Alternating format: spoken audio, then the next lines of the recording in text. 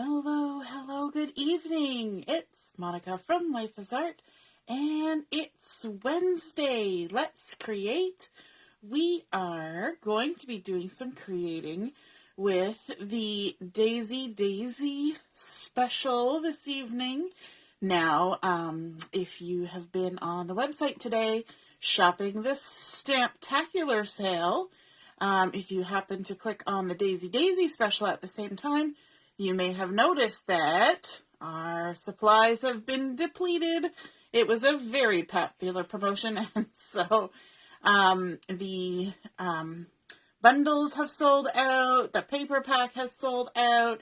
However, we do still have the stamp, the thin cuts, and the cardstock. And wonder of wonders, what I'm creating tonight is made with the stamp and the cardstock. And so we don't need to have anything else from the collection to create this evening's card. So that works out very well.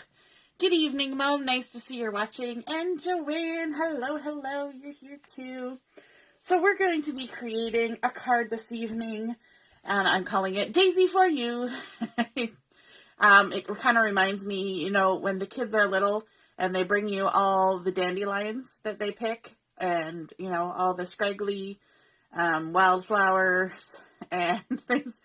That's kind of what this Daisy for You, the kids, I got a flower for you, Mom. And you love them, because they brought it for you, right? They picked it for you. So we're going to be starting by putting our all-purpose mat down on our work surface so that we can get a little bit messy to start with. And I'm going to be bringing in one of the coordinating cardstocks, which is the evergreen. And it's a beautifully dark, kind of a masculine green. I don't know. Do you guys think of colors in terms of feminine or masculine? I don't know. This one just looks masculine to me. And I'm also bringing in the white acrylic gloss spray. And we used this on the layout the other night. And it was so much fun. So I thought, I'm going to go ahead and use it again today.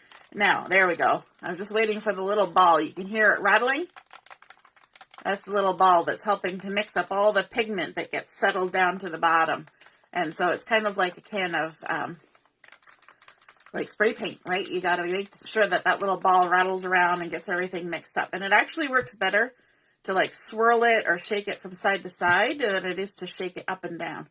And like usual, we're not going to spray this. I've never yet actually used the actual spray nozzle, but we're going to use the little wand to do some splattering on our little card front here. And we're just kind of aiming for kind of down the left-hand side, like so. Try not to get it all over everywhere, but it's going to go everywhere.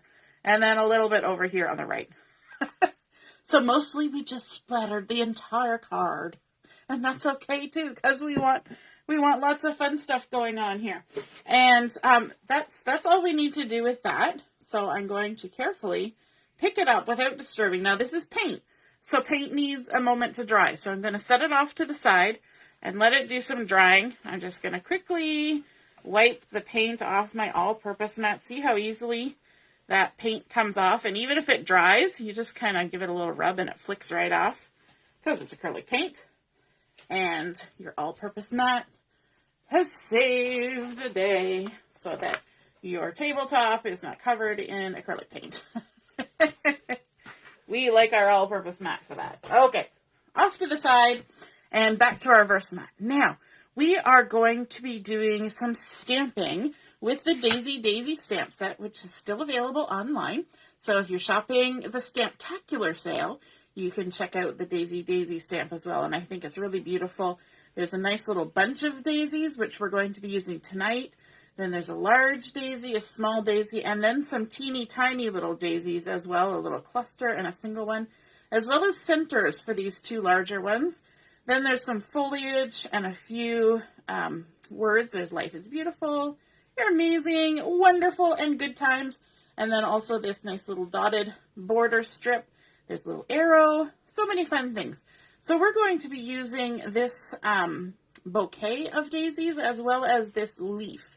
And so I have gone ahead and stamped it up before we came online, because we're going to do some coloring and I don't want to take forever. And so I thought I would get some of the stamping done earlier when we were doing our We Craft Wednesdays chat and craft. And so that was fun. Hey, Vicky, nice to see you. Caught me live. Yay. And Heather's here. Deborah, Ellie. Oh my goodness, everybody's coming to watch. Okay, so we're going to do some coloring on our daisies here. And I'm going to go for kind of the pink colors for the daisies. I don't know. I'm just kind of stuck in the pink, even though pink is not maybe my favorite color. But because there were a lot of pink daisies on the floral papers and things, my brain has just kind of gotten stuck in the pink mode. So I've got my pale pink tri-blend marker, and I'm going to start with the lightest one first. And I'm just going to go ahead and color all of the petals here. Just give them a good once over with the palest color, like that. And then I'm going to switch to the mid, and I'm going to go about 2/3 of the way up the petals. And you can tell I am not coloring carefully, but it's okay. It'll work. And then we're going to switch to the dark. This is the great thing about the tri-blends.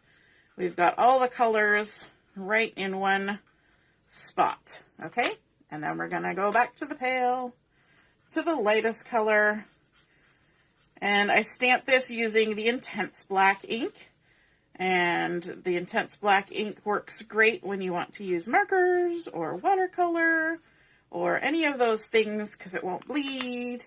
It won't do anything nasty to your image when you add those other mediums on top of it. And then we're going to switch to the dark. Now, you're probably wondering, why don't I just color all of the light and then all of the mid? And the reason for that is because these are alcohol markers. They blend better when they're still kind of freshly markered. So if I did them all in the light and then went back, I would end up with harsh lines where I switched colors. But because I'm trying to work quickly, it blends nicer. If you don't think that it has blended enough, then you can go back with the lightest color and just do a little bit of extra blending by coloring over everything again. And that will do the trick. And then we'll pop on to the last one and color our way around. You know what? And I'm not even worried if there's any of the white petal showing, because this lightest pale is really pale. And, you know, so if there's a little bit of white at the tips or anywhere, it's not a big deal. It's okie dokie. It just gives you a little more variation, right? We'll just call it stylized when we do it like that. And all the way around. And then to the darkest. Like that. Get down to the ones underneath. And there we go. Okay, there's our daisies colored. And then I want to grab my coral blend, which is a little bit darker. And I'm going to use the darkest of the coral blend. And I'm just going to add some little dots of color on the centers of my flowers. So and even, you know what, I don't even have to dot it. I can just color it in all the way around, little circles. There we go. Easy peasy. And then I want to add some color to our stems. So I'm going to take my light green blend and I'm going to use the mid color first. I'm not going to bother with the light. And I'm just going to add color to the stems and the leaves that are here. Like that. And I can even grab the dark. Look at that. Nice little nubby of a marker. And add a little extra dark to that leaf. Spin it around. I feel a bit like a drummer, you know, spinning the drumsticks when I do that. Spin it around color these. Spin to the dark side. I'm just going to color half of the leaf in the dark. And then spin it and go back to the light. Like that. Spin. You have to be pretty light on your fingers to do that. And then let's get this last little bit of the stem there. Okay. And then you want to make sure you stick the lids back on. So there's our flowers colored. And then I've also got the leaves. So I've done 2 sets of the leaves, and then I trimmed off just a single one here. I've actually got that put together wrong. Look at that. I've got the dark facing the wrong way. It's a good thing it says on there what the colors are. So I'm going to go ahead with the same green, and I'm just going to color in my leaves like this. Just add some of the mid, and then I'll quickly switch to the dark and add some dark on one side, like that. Such fancy coloring I'm doing here. And then a little bit along the veins. And I'm just going to do that same, oh, went to the light. I don't want the light. I want the mid. And one thing you need to do when you're looking at storing your markers, because, you know, people always say, how do you store your markers? What kind of system do you use?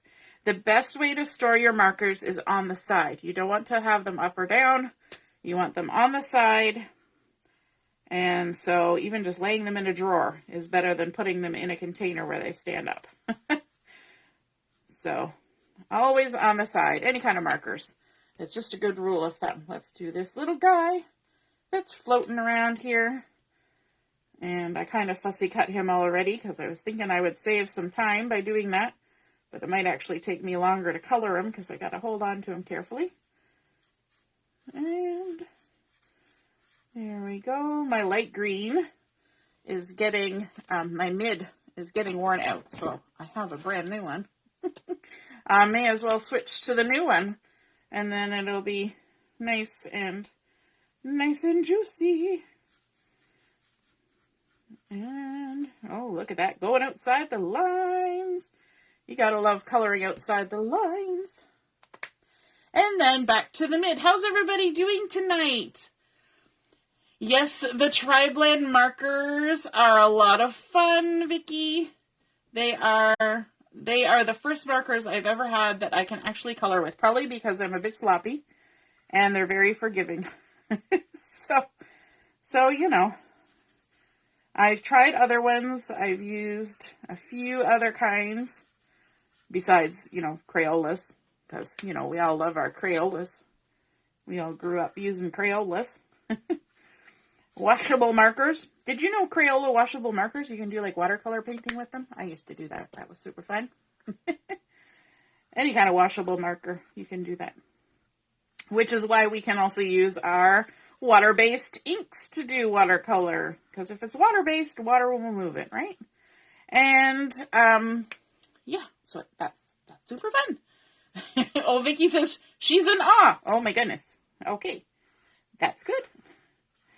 And so, last leaf colored up here. There's a little on the veins, and we're done. Okay, so now, of course, my favorite part of the show is where we fussy cut out the leaves. So I'm just going to roughly cut this like that. And now we're going to fussy cut. And when I fussy cut, I like to pivot my paper, swivel it all around, and just get in all the little nooks and crannies that you feel you want to. You don't have to, but I like to. And especially if you're going to have it on top of other things, it's sometimes nice to get a little bit more detailed with your fussy cutting, because then you get to see what's behind showing through, right? Now, if you're worried, there's a little spot here where I went outside the lines. Apparently, if you take the blender brush, or blender marker, and work from the white towards it, it'll kind of push the ink back back inside the lines. And I'll have to try that someday, because I've heard that, and people have told me that, but I've never tried it. I guess I'm not that concerned when a few things go outside the lines, because then you get kind of that watercolor look where things are, you know, sometimes you go out of the lines on purpose. So that's the trick. If you're going to go outside the lines, just make it look like you did it on purpose. It was all part of the plan. And then we're going to also cut out, you didn't know you were going to get to sit here and watch the super satisfying fussy cutting, did you? We're also going to cut out our big bouquet of daisies. So we're going to do a rough cut first, making sure not to get too close. There we go. And then we can go ahead and cut all the way around. I like to use the base of my scissors, like from the join to sort of the midway point. I don't generally fussy cut at the tip of my scissors. I reserve that spot for doing like dovetailing. I find I have less control, I guess because it's going farther and farther away from my hand, maybe. I have less control over what happens the farther I get. So I stick to the near. And we just go all the way around, in and around all the little nooks and crannies, as close as you want, or as far away as you want. And it kind of gives it the look of a die cut piece when you leave that halo of the background showing. Plus, it keeps you from accidentally chopping through your image if you just intentionally leave a little bit of space. Gives you some wiggle room, as I like to call it. And we just go around. Now, some people might find this kind of dizzying. I never thought about that because I spin my paper around so much like this. But if it does make you dizzy, just close your eyes and I'll let you know when we're done. And we'll just go all the way around. We're almost there. Well, we're halfway there. But this is giving that acrylic paint lots of time to dry, right? Now, this is maybe not the kind of card that you would make 100 of, right? Because there's some time that it takes to do this. But if you're trying to make a really nice special card, then this is a nice kind of thing to do, right? Just shows you put a little extra effort in.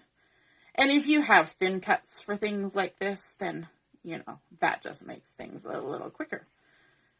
But this particular stamp set, because it's a special, this particular one does not have thin cuts. There are thin cuts in the collection, and they are still available.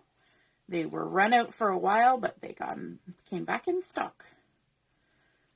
And so we just go all the way around. Did anybody get more snow today? We had like the tiniest little flakes come down for about 2 minutes when I was picking up my daughter this afternoon, but the sun was still shining, so it was kind of pretty. It was like little sparkles falling from the sky. There we go. There's our lovely little fussy cut bits. And then for my card, I wanted to create kind of an interesting shape, and I wanted to create a circle, but I wanted it to be the outline of a circle, if that makes sense. And so I took my two largest circles thin cuts from the thin cut circles, and the largest one is 3 inches, and I believe this one's 2.5. And what I did was I put them on my die cut machine, and then I shoved this smaller one over to the edge so that it was kind of offset. Now, sometimes that happens by accident, but this time I did it on purpose because I wanted to make sort of like a little swaggy, wreathy kind of thing. And I used the light, I think this is ballerina pink from the collection, from the Daisy collection. And you can see I created sort of that offset circle. And I think that's a really fun shape. And you can do that with any thin cuts that you have that are just sort of incrementally shaped. You can kind of play around with them and create different sorts of things. You don't have to always have a solid circle, right? Good morning from Tasmania, Trudy. Glad to see you're watching. Yay, Carol found us. You thought you thought you were lost, but now you're found. All right, so we've got a lot of little parts going on here, but one other thing I want to do is let's bring in our card front that we're working on. I want to add a little bit of white gel pen to this, and let me just off to the side, make sure it's running. I love our white gel pens. They have been so much fun to play with, and I'm just going to go ahead and make a little bit of white stitching, hand-drawn rather than hand-sewn stitching all the way around. And because this is such a lovely dark color, it's so nice to have this really good gel pen. And I'm using the number 10. Our gel pens come in a pack of 3, so 3 different sizes. And this is the largest, the number 10, which is actually my favorite. Frankly, if it was all 3 of them were size 10, I'd be happy. But there are times when you want to use something a little smaller, and you just work your way around. And when you're using lighter paper, you can use a black journaling pen or a black gel pen or any kind of color. It doesn't have to be black, to add little stitching or details.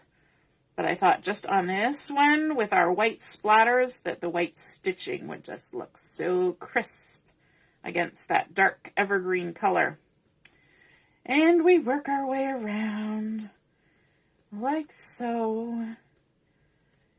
And one thing, when you're searching for gel pens, especially white ones, the trouble that most people have is they put it on and it looks great for a minute, and then a minute later they look back and it looks like the gel pen disappeared, like it just sank into the paper and their thing that they did is gone. It's like invisible. But these ones don't do that. They just stay right on there and create a lovely, lovely, nice, crisp white edge. So we've got that, we've got our thing, we've got this, and let's start putting our card together. So we've got our card base.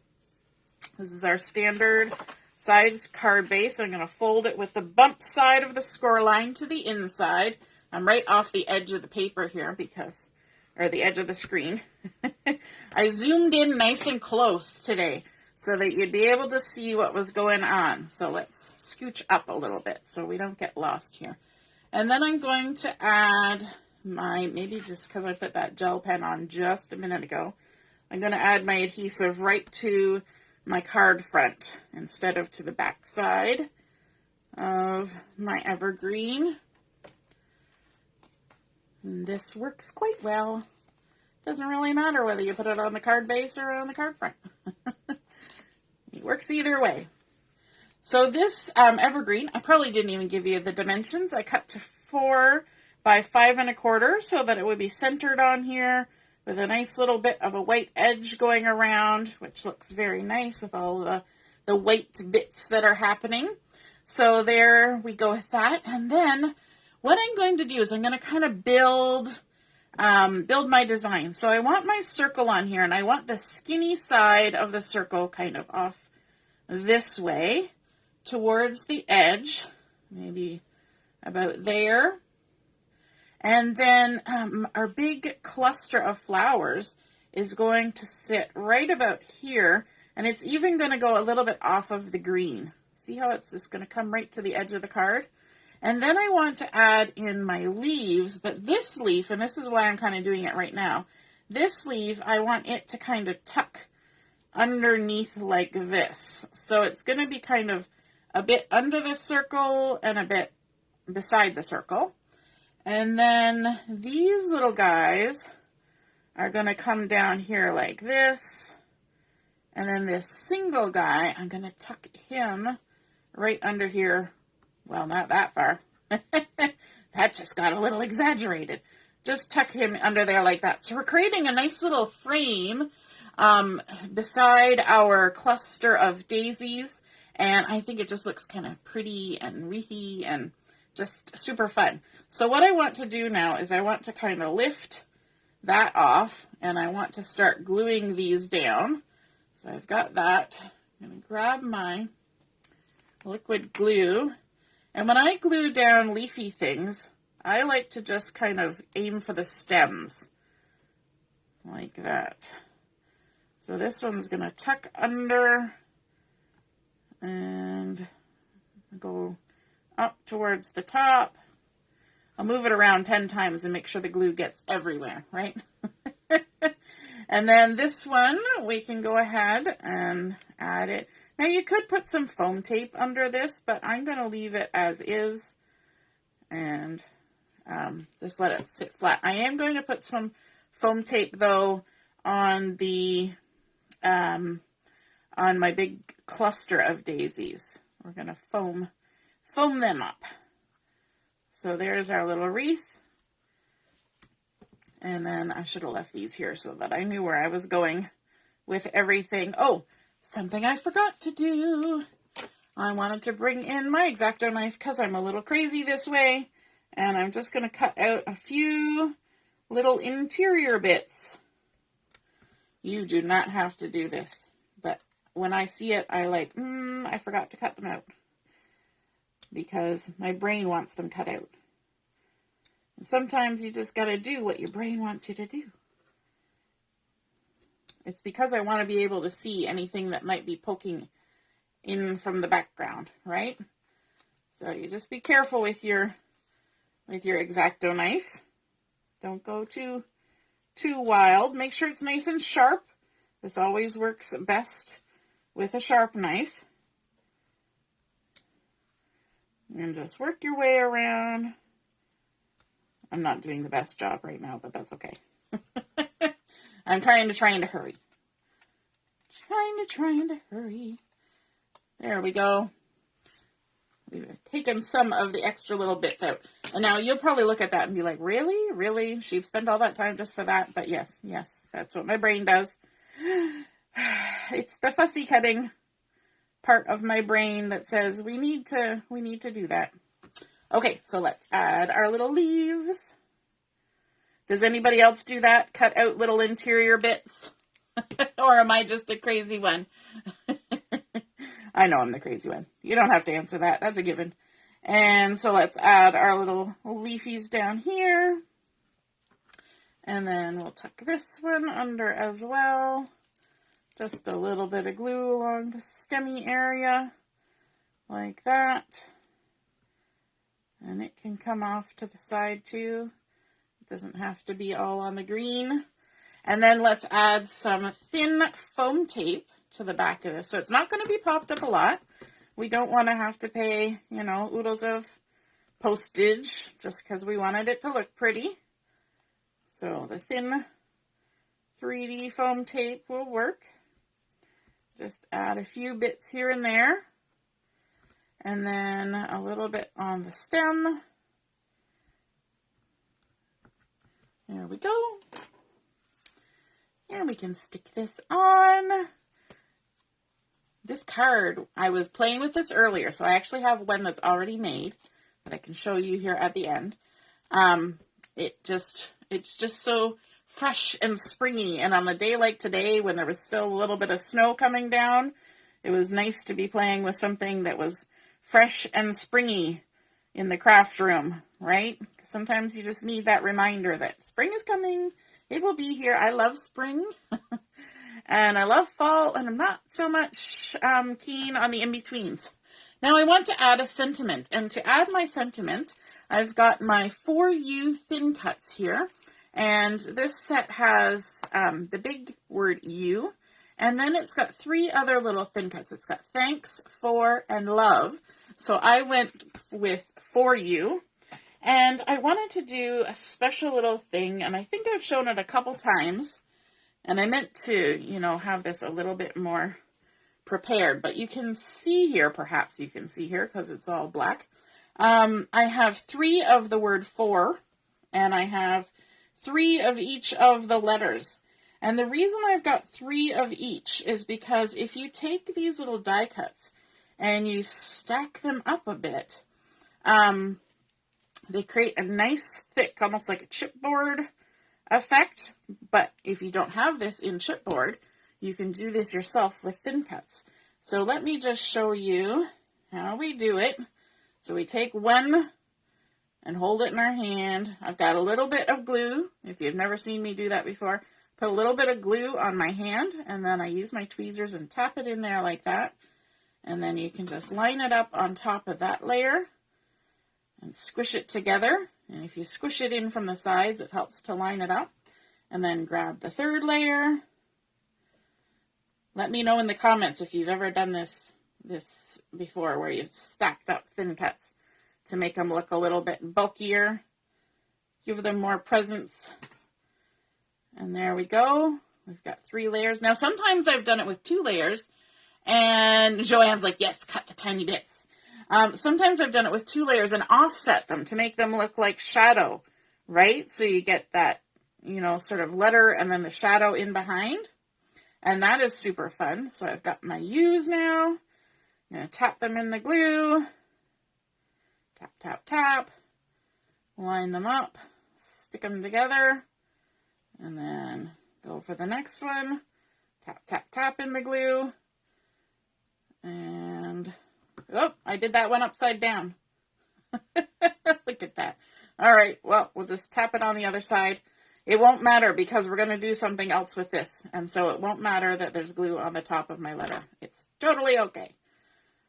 Apparently I picked a very forgiving technique to do today. A little bit more glue. We're going to use a lot of glue today, but I only put a little thin layer because if you have too much on your hand and you're tapping into it, then you will end up with glue squishing everywhere. The idea is to get just enough so that it doesn't make a mess. And to get it in all the little spots, because frankly, if I used the big glue bottle and tried to do this by just squeezing the glue bottle, yeah, it wouldn't get on there very well. It would just be blobs in weird places. There's a country song, Friends in Low Places. Me and the glue bottle, we'd have blobs in the wrong places. Okay, so now I've got my word for, and the same thing applies. Just tap it in the glue.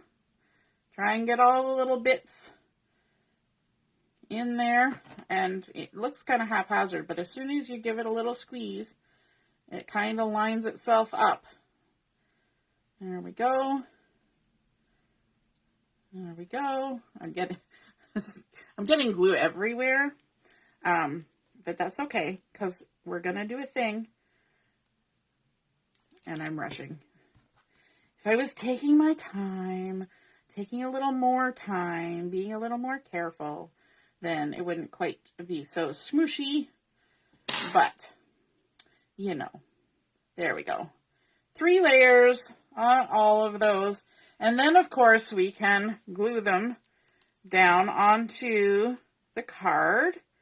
So what I want to do with the U is I'm actually going to start with the U because it's going to be near the edge and I want to make sure that it fits. So just stick that on there. So you got to spell backwards. U, O, and I'm going to put them pretty tight together. And then Y. And you may find that you need to put something heavy on here. I got to bring it closer to myself to make sure they're actually lined up. You might need to put something heavy on there just to make it stay put. Because sometimes it'll want to, you know, because it's got wet glue on it. It might want to pop up. Just going to add a tiny touch more. It's always better to have less than too much, right? There we go. And then we're going to attach the for you. Just like that. So cute. So pretty. Okay. Now, I want to add a couple things. I'm going to just wipe the glue off my hand so it doesn't bother anybody who doesn't like the look of the glue on my hand. I want to add a couple little white dots from the black and white dots here, little enamels. And grab my piercing tool, because that's what I use to pick mine up. And I want a couple of the little white hearts, these little guys here. So in these packs, we get circles and hearts and stars. And so I'm just going to use 2, and you're going to think that's weird because we usually do 3s. But I'm going to do 2 little white hearts, just like that. And then for the finale, I've got my liquid glass. And I don't use it very often. Yep, it's running. But what I'm going to do, and this is where you want to make sure your letters are stuck down before you do this, because, there we go. Because you're not going to be able to push them down after. But I'm going to go ahead, I'm going to trust that it'll stick. And all I want to do is I want to just kind of paint over the top, like pretend you're using puffy paint. Paint over the top of each letter here with the liquid glass.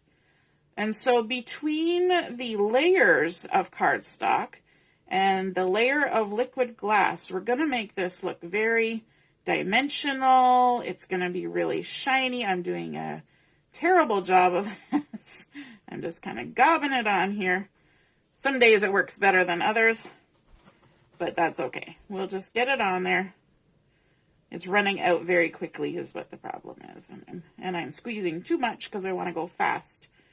So you don't have to watch me do it for days. But that's okay. You just pretend like you're putting puffy paint and you're just painting the top. You want to avoid getting it down below, which I did up there. If you get too much down below or you have too many little bubbles, just kind of pop them like that. And you can even kind of try and remove a little bit if you want, if it gets really kind of crazy. And we'll go all the way around. La-di-da. When it works, it looks so cool, and you feel so proud of yourself. Now, the trick with liquid glass, when you're done using it, scooch this aside, give it a little bonk, bonk, bonk, wipe the top off, and then squeeze so some air comes out. See how I'm getting a little bubble there? Well, maybe you can't see. And wipe it off, and then squeeze it again, and then wipe it off, and then squeeze it again, and then let the air suck back down in, and that should make sure that there's no glue left in the little nozzle there, so that the next time when you come to use it, it's not all gummed up. But if it is gummed up, then take a little sewing needle and just poke it. I always make the mistake of getting impatient and grabbing my piercing tool and sticking it down there, and then it breaks the edge, and then it's just a mess. Now, I said I was going to clean up a little bit here. This one here, it kind of ran over, so I'm just going to use my piercing tool and gather up a little bit of that mess that I made, because I want it to look a little nicer than that. It's one of those things, once it starts running off, then all of it wants to run off. So you can kind of gather it up a little bit and fix your boo-boo, just like that. And it's going to dry clear. It looks a little bit milky right now, but that will dry clear. And then the very last thing I want to do is I want to bring in some Stickles. And I have the diamond Stickles here, which are just kind of iridescent. And these are Marilyn's favorite thing, is to use Stickles. Yep, Carol's done that too. Yep. And so I'm just going to go anywhere I put the dark coral to kind of accentuate the center of those little daisies. I'm going to put some Stickles on there just to make them shiny. And one of the things that happens with these diamond Stickles, because they're iridescent-y and kind of clear, if you put them on something like marker or ink or any of that stuff, it kind of picks up some of the pigment. And so it kind of colors it, whatever color the thing is underneath. So that's kind of fun. So I've added some Stickles there to my little daisy centers. And now I want to show you what it looks like once it's all dry, because this one is all goopy. So here it is. Once it's all dry, you can see the really lovely shine and dimension you get on those letters by stacking them up and then adding the liquid glass. I hope you can see that there. And it feels nice because they're all shiny. Ooh, now you're going to want to let them sit for a while. Now I did these at 1:30, 2 o'clock, just before 2 o'clock today. And so it's now 7:45, and they're perfect, they're perfectly fine. It doesn't take that long. And then the Stickles too, you want to leave. Now, if you were going to pop this in the mail, I wouldn't pop it in tonight. I would give it 12 to 24 hours, because you wouldn't want it to put in the mail and then go through all the machines and everything and get stuck to the envelope, right? But once it's been dry for a while, it'll be fine. So there we go. We started out with our white daisy card base. We added on our splattered acrylic paint background with our white gel pen stitching. We added this off-cut circle where we skewed the thin cuts, so we created this interesting shape. Then we layered up with some of the florals and the leaves, creating this nice little cluster here. We thin cut using our 4U thin cuts, 3 layers of cardstock, and this was the black core cardstock, so there's not even a white edge. You know how most of our cardstock has the white core? So this is black core, so there's no white edge, so it's just beautiful and lovely. And then, of course, after we've glued them up and stuck them on, we added our liquid glass to make them so lovely and shiny. So beautiful. And our Stickles.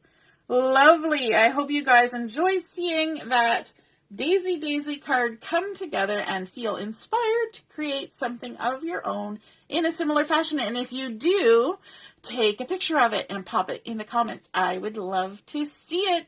All right, have a wonderful evening, and we will see you very soon, because our crop starts tomorrow morning, bright and early, 9:30, 9 o'clock tomorrow morning. All right, have a wonderful night. We'll see you soon. Toodaloo. Bye.